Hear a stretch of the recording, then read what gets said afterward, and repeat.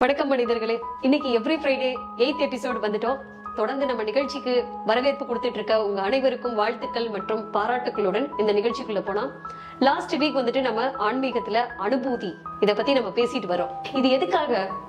ஒவ்வொரு வாரமும் உங்களுக்கு தெரியும், மனிதர்கள் எல்லாரும் அறியாமை இல்லாம இயலாமை இல்லாம எப்படி வந்துட்டு தன்னுடைய வாழ்க்கையை வாழணும். அப்போ நமக்கும் நம்மளை சுத்தியும் என்ன நடக்குது, அப்ப வெளியில இருந்து வந்துட்டு நமக்கு வெளி உலகம் நமக்கு என்ன மாதிரியான இன்புட்ஸ் கொடுத்துட்டு இருக்கு, இதெல்லாம் வந்துட்டு உண்மையா இதை ஆய்வு பண்றதுதான் ஒவ்வொரு டாபிக்கா வந்துட்டு இந்த ஒவ்வொரு ஃப்ரைடேவும் நம்ம பார்த்துட்டு வரோம். அந்த வகையில நம்ம வந்துட்டு அனுபூதி, அதாவது அகம் புறம் சேர்ந்த அனுபூதி, இதுல வந்துட்டு சன்னியாசிமார்கள் அண்ட் உலகத்தார் எப்படி வந்துட்டு பிரிஞ்சு இருக்காங்க, இதனால வந்துட்டு நடக்கக்கூடிய விளைவுகள் என்ன, அப்ப இதுல இருந்து வந்துட்டு வெளியில வர்றதுக்கு என்ன வழி, இதெல்லாம் தான் நம்ம வந்துட்டு இந்த டாபிக்ல வந்துட்டு பேசிட்டு வரோம்.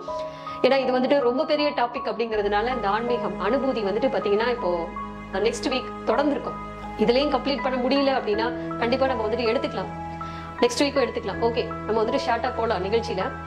அதாவது அகம்புறம் சேர்ந்த அனுபூதி, அதாவது சன்னியாசிமார்கள் கடமையை முடிக்கணும் அப்படின்னாலும் இந்த உலகத்துல வந்துட்டு யாருமே நிறைவு செய்யல. அதே போல உலகத்தார் ஒரு கோல் பிக்ஸ் பண்றாங்க, ஆனா அந்த கோல் வந்துட்டு அவங்களால நிறைவு செய்ய முடியல.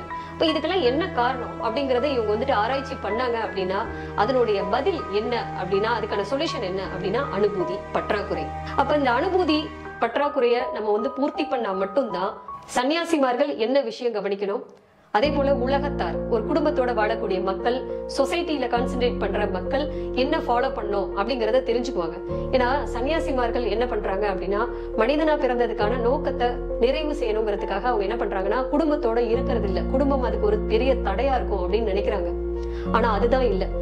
ஏன்னா வீடுதான் நமக்கு வந்துட்டு முதல்ல வந்துட்டு அறத்தை கற்பிக்கக்கூடிய இடம்.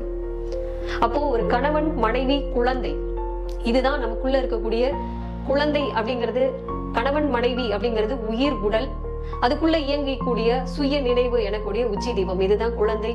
இப்படி ஒவ்வொரு சன்னியாசிமார்களும் குடும்பத்தோட அந்த குடும்பத்துல இருக்கிறவங்களோட தேவைகளை மட்டும், ஆசை விருப்பத்தை கடந்து தேவைகளை, அடிப்படை தேவைகளை மட்டும் பூர்த்தி செய்து கொடுத்து, மற்றவர்கள் வாழ்க்கையோட நம்ம வாழ்க்கையை கம்பேர் பண்ணிக்காம நம்ம தேவைகளை எப்படி பூர்த்தி பண்ணணும் அப்படின்னு வந்துட்டு நம்ம வந்துட்டு ஆரம்பத்துல வாழ ஆரம்பிக்கிறோம் அப்படின்னா அந்த குடும்பமே இவங்களுக்கு வந்துட்டு என்ன மாறிடும் அப்படின்னா அறமா அவங்களுக்கு துணை நிற்கும். அடுத்து இவங்க வந்துட்டு ஞானமா, குழந்தை வந்துட்டு பாத்தீங்கன்னா ஒரு தர்மமா, இப்படி இந்த குடும்பத்துக்குள்ள இருக்கு இந்த 3 விஷயம். அப்ப சன்னியாசிமார்கள் இதெல்லாம் விட்டு மனித கடமையை வந்துட்டு நிறைவேற்றுவோம் அப்படின்னா இன்னைக்கு இல்ல, இந்த வேலையை இந்த குடும்பம் அப்படிங்கிறது ஒண்ணு சேரல அப்படின்னா அவங்க எத்தனை பிறப்பு எடுத்தாலும் இந்த கடமையை அவங்களால முடிக்க முடியாது. இது ஒண்ணு. உலகத்தார் என்ன பண்றாங்க அப்படின்னா குடும்பத்தோட வாழுவோம், சொசைட்டியை ஹேண்டில் பண்ணுவோம் அப்படின்னு சொல்லிட்டு ஆன்மீகத்துக்குள்ள எல்லாம் இப்போ போக வேண்டாம், அதெல்லாம் வந்துட்டு வயதான காலத்துல நம்ம ஃப்ரீயா இருக்கும்போது முதல்ல நம்ம வந்து மகன் மகள் பேரன் பேத்தி இவங்களோட கடமையெல்லாம் முடிச்சுட்டு தான் நாம வந்துட்டு கான்சென்ட்ரேட் பண்ணணும் அப்படின்னு சொல்லிட்டு அவங்க வாழ்க்கையை இன்கம்ப்ளீட்டடாவே விட்டுறாங்க. அப்ப அதுல வந்துட்டு முக்கியமான பகுதி என்ன அப்படின்னா, அது வந்து அகம் சார்ந்த வாழ்க்கை முறையை அவங்க இன்னும் கவனிக்க ஆரம்பிக்கல. அவங்களுடைய உயிர் அவங்களுக்கு என்ன இன்ஸ்ட்ரக்ஷன்ஸ் கொடுக்குது அப்படிங்கறத கவனிக்கிறது இல்லை. ஏன்னா இதுல வந்து ஒரு மிகப்பெரிய வாழ்க்கை முறை இருக்கு. தினசரி நம்மளோட நாம எவ்வளவு நேரம் ஸ்பெண்ட் பண்ணணும், இதுல வந்துட்டு இன்னும் ஆன்மீகத்துல வந்து பாத்தீங்கன்னா கலைகள் அப்படின்னு சொல்லுவாங்க, இடகலை பின்கலை சொல்லுமுனை, இதெல்லாம் எதுவும் மூட நம்பிக்கை இல்ல. நம்ம ஒரு காரியத்தை, நாம ஒரு விஷயத்த ஒருத்தர்கிட்ட பேச போறோம்னா நாம வந்துட்டு என்ன கலை பயன்படுத்தணும், இல்ல இன்னொருத்தர் சொல்றத நாம வந்துட்டு கேட்க போறோம் அப்படின்னா என்ன கலை பயன்படுத்தணும். ஒரு ஆலயத்துக்கு போறோம், அமைதியா எதுவுமே இல்லாம நிசப்தமா நாம வந்துட்டு ஒரு இடத்துக்கு போறோம், நிசப்தமா போய் உட்கார போறோம், நம்மளை மட்டுமே நம்ம சிந்திக்க போறோம் அப்படின்னா நமக்குள்ள என்ன கலை பயன்படுத்தணும். இப்படி எல்லாம் வாழ்க்கை முறை இருக்கு. இதெல்லாம் தான் ஆதி காலத்துல மனிதர்கள் பின்பற்றிய விஷயம், கண்டறிஞ்சது, பின்பற்றியது, நம்மளுடைய வம்சாவளிகளுக்கு சொல்லி கொடுத்துட்டு போன கலைகள் இதெல்லாம். அப்ப என்ன ஆகும்னா அன்னைக்கு நாள்ல அவங்களுடைய கோல் எல்லாம் அச்சீவ் பண்ணுவாங்க.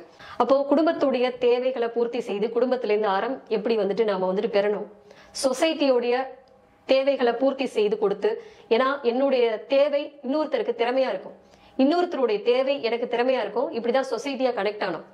அப்ப அந்த இடத்துல நாம எப்படி பூர்த்தி செஞ்சு கொடுத்து அடுத்து உலகத்துக்கு போய் உலகத்துல நம்ம மனிதனா பிறந்ததுக்கான நோக்கம் இதை எப்படி வந்துட்டு செயல்படுத்திட்டு போனோம், இதெல்லாம் வந்துட்டு இப்படி செஞ்சதுதான் நாம. அப்போ அகம்புறம் அருளும் பொருளும் தர்மமும் சேர்ந்தது எது அப்படின்னா அதுதான் அனுபூதி. ஒரு மனிதன் அனுபூதி வாழ்க்கை முறையை வாழ்ந்தாதான் அப்ப நம்மளுடைய கோல் அச்சீவ் பண்ணணும். ஏன் நினைச்சதெல்லாம் நடக்கிறது இல்லைன்னா இப்படி வந்துட்டு பிழையா நடக்கிறதுனாலதான். ஒருத்தட்ட வந்துட்டு ஒரு விஷயத்த பேச போனோம், ஒரு விஷயத்த வந்துட்டு நம்ம கேட்க போறோம். இந்த மாதிரி நம்ம தினசரி சாப்பிடுற விஷயங்கள், தூங்கி எழுந்துக்கிற விஷயம், இப்படி மலஞ்சலம் கடிக்கிற விஷயம் எவ்வளவோ சொல்லிட்டு போலாம். நிறைய நம்ம வந்து ஆக்டிவிட்டிஸ் பண்றோம். அப்ப ஏன் நிறைய விஷயங்கள், ஒரு சில விஷயங்கள் வந்துட்டு வெற்றி பெறுது, நிறைய விஷயங்கள் தோல்வி அடையுது அப்படின்னா அதுக்கு காரணம் நமக்குள்ள நம்ம உயிர் என்ன இன்ஸ்ட்ரக்ஷன்ஸ் கொடுக்குது அப்படிங்கறத கவனிக்கிறதுக்கு நமக்கு நேரம் இல்லை. அப்ப வயசான காலத்துல கவனிச்சுக்கலாம்னா நீங்க என்ன போய் கவனிப்பீங்க? ஆன்மீகம்னா என்ன நினைச்சிட்டு இருக்கீங்க?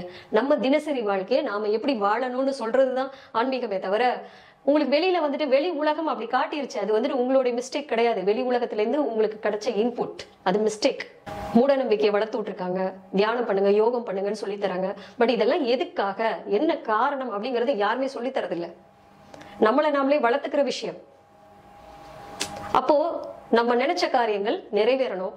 நாம என்ன மாதிரியான விஷயங்கள் நினைக்கிறோம், இது எல்லாமே அப்போ உலகத்தார், புறம் சார்ந்த மக்கள்.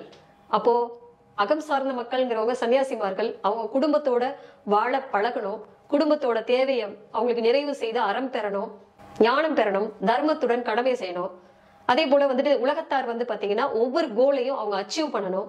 அச்சீவ் செய்து இந்த உலகத்துல மனிதனா பிறந்ததுக்கான நோக்கத்தை நிறைவேற்றணும். அப்ப இவங்க ரெண்டு பேரும் கனெக்ட் பண்ணக்கூடிய விஷயம், கனெக்ட் ஆகக்கூடிய விஷயம் எது அப்படின்னா அதுதான் அனுபூதி. அணு அப்படிங்கிற அந்த உயிரையே ஆராய்ச்சி பண்ணிட்டு இருக்க மக்கள் இங்க ஒண்ணு சேரணும். பூதம், உலகத்தார், புறம் சார்ந்த வாழ்க்கையை வாழ்ந்துட்டு இருக்க மக்கள் இங்க ஒண்ணு சேரணும். அப்ப எதுல அவங்க கனெக்ட் ஆகுறாங்க அப்படின்னா தீ. அதுதான் நம்மளுடைய சுய நினைவு, உச்சி தீபம், நம்மளுடைய புத்தி.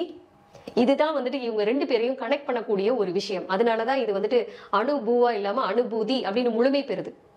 நம்ம இதுக்கு முன்னாடி வந்துட்டு பாத்தீங்கன்னா கந்த புராணம், கந்தர் அனுபூதி இதெல்லாம் கேள்விப்பட்டிருப்போம். இதெல்லாம் புராண கதைகள். ஆனா ஆக்சுவல் இருக்கு. ஒவ்வொரு மனிதனும் இன்னைக்கு நாம வந்துட்டு பேச வந்துட்டோம், கலியுகம் அடுத்து கல்கி யுகம் எல்லாம் பேச வந்துட்டோம். எப்படி ஒரு மனிதனும் தன்னை உணர்ந்து ஒரு வாழ்க்கையை இந்த உலகத்துல வாழணும், அவுடேட்டடா இல்லாம இன்னைக்கு இந்த உலகத்தை வந்துட்டு நம்ம ஃபேஸ் பண்ணணும் அப்படின்னா அது அனுபூதிங்கிற ஒரு வாழ்க்கை முறை. இது எவர் லாஸ்ட் அண்ட் எவர் கிரீன். இது அவுடேட்டட் கிடையாது. இது ஒரு நாளும் தன்னை புதுப்பிச்சுக்கிட்டே இருக்கக்கூடியது இந்த அனுபூதி.